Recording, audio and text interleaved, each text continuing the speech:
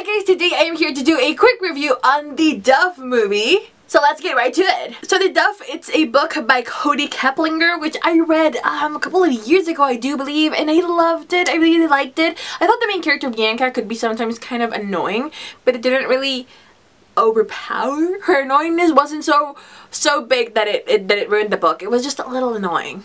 And overall, I really enjoyed the book, and I remember in my review that I wrote for it on Goodreads, I'll link it down below, I said that what I loved about the book is that you can sometimes feel in YA books that the author is holding back. Like on violence or on some sexual aspect, you can tell that they're walking around the subject and they sugarcoat it, and it's just such a big issue that I have with books. I mean, it bothers me so much when they do that.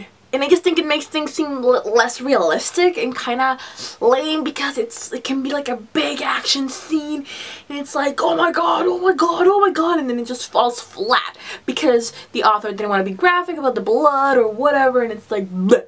So, The Duff is basically about this girl named Bianca who meets this guy named Wesley Rush, I do believe that's his name. And Wesley is basically a man whore, and Bianca has certain issues with her family. Her father, if I'm not mistaken, is an alcoholic. I think it's her father. I've read this book a while ago, like I said, so if any of you has read it recently, just let me know in the comment section down below if I'm getting any of the things wrong. And Wesley calls Bianca a dove, which is a designated ugly fat friend, and it really gets to her, and she's like, oh my god, I'm ugly, and I don't know why, and then she's like, no, I'm not, and I'm not gonna let this get to me. But it does get to her a little bit, and as the story progresses, she becomes friends with benefits with Wesley Rush, and it's basically like it goes on from there. But they are really friends with benefits. I mean, there are sexual aspects to it, totally, and Kody Keplinger was not afraid to totally put it in there and go all the way.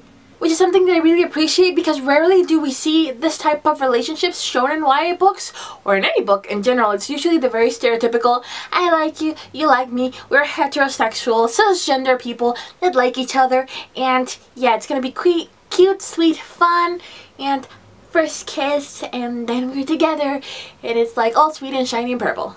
Pink. So I just really liked and appreciated that Kody Keplinger showed this other side of how a relationship could be. And now the movie. Just so you know, the movie is not like the book, almost anything. You can tell that it is inspired by the book, but it is not based on the book, which is different. Because you have Bianca, you have the best friends who are really hot and who Bianca thinks she's their Duff, and then you have Wesley Rush, who's a man whore. And you have Toby, which is the guy Bianca really wants, not exactly Wesley, he's the guy that she's after, sort of. And all of that, it's there, but apart from that, there's nothing else that really looks or is similar to the book, not at all. And it didn't bother me. I know some people are like super nitpicky and they're like, it needs to be exactly like the book, or they get mad, which I don't get, because film is a film and it's really different from a book. If you try to make a book like frame by frame exactly like a movie based on a book, frame by frame, line by line, it might not be a good movie, because books work different. And the best example I can find, and sort of popular so that many people can understand it, it's The Night Circus by Erin Morgenstern. Have you read this book? If you try to make this book like exactly as it is into a movie, it would not make any sense, and it would be so confusing, and it would just be jumping from frame to frame, and you would be like, what the fuck is this? But because it's a book, it is totally understandable and forgivable, and it just enhances your experience as a reader, because it's not something you see often, and it's like, cool. So no, movies don't have to be like books. Let's move on. Judging the movie as a whole independent movie separated from the book, the movie is great. I had so much fun with the movie. I went to see it to the States because here in Mexico it's not released yet, and I don't think it will be released because I don't think it can really be translated into like, I just don't think it can be translated, because many of the jokes won't function if they're in Spanish. If they put the subtitles, they also won't work. So I don't think it will be in theaters here ever. But I went to see it to the theater, and oh my freaking god, the movies are like $7 and something bucks. It's so expensive. Why does it cost like $8 to go see a movie? Here in Mexico, movies are 36 pesos, which is about $250. I totally made the count before doing this video. $250 to go watch a movie in Mexico. And the popcorn was another $7. I basically spent like $16 to go watch a movie. Here, popcorn is about $3. Like, let's leave it at like $3. You can go watch a movie here for $6 with popcorn included. The soda, not, because you can carry that one in your bag. Don't pretend like you don't get stuff in your bag into the movies. Don't pretend. So clearly I avoid going to the movies to the States as much as I can. I go max of like once a year, but oh my god, it's such a comfy experience. The seats are like, they have a lot of space in them, and like the theaters are really comfy, and just I like the theaters in the States. I like them, but they're too expensive. No. And I paid all the money to see the movie, and it was worth it because the movie was so funny. I usually don't laugh at movies, like, I don't laugh or at anything. I don't really laugh a lot. I'm just like or like smirking and like it's kind of funny, you know, it's funny. But not openly laughing. And I was openly laughing a lot during the Duff. Like like a big kind of laugh. I was just like so happy during the movie, and I just feel like it really can become like a classic teen movie, like Mean Girls, She's the Man, or Easy A. And I think it also helped that the theater was full, so like everyone was chuckling, and you kind of get the chuckly feeling and the vibe, and everyone's like laughing, and it was just such a good time. I spent such a good time in the movie theater. So I really enjoyed it, but there were things that sort of bothered me. I mean, Bella Thorne, I think she's not even a character in the book. Is there even a mean girl in the book? Someone please tell me if the character that Bella Thorne plays actually exists in the books. I think it doesn't. I think she did a good job as the mean girl, and I don't mind that there's a mean girl in the movie, but the thing is, I think they gave her too much screen time, and she was appearing in scenes that I didn't think were necessary for her to be in, or she was having too much camera time when I was like, it's not important, nobody cares. So I feel like because they hired Bella Thorne, they had to give her a certain amount of camera time, and it didn't work as good as it should have. So I think Bella Thorne was sort of unnecessary there.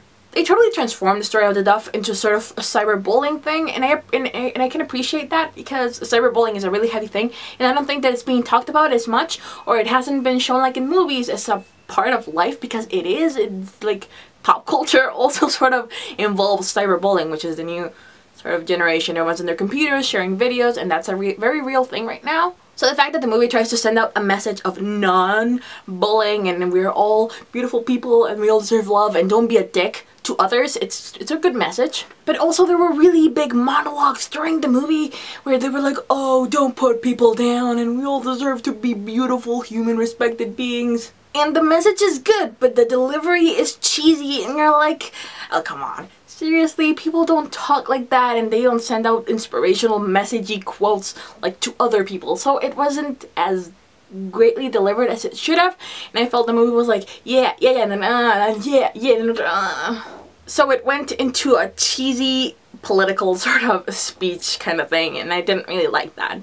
But overall, I get the message, and it was nice. And the other thing that really bothered me is that in the book, like I said, the relationship between Bianca and Wes is very openly sexual, and they are being friends with benefits, and I love that because you don't see that often. And in here, that was totally swiped away, and it was...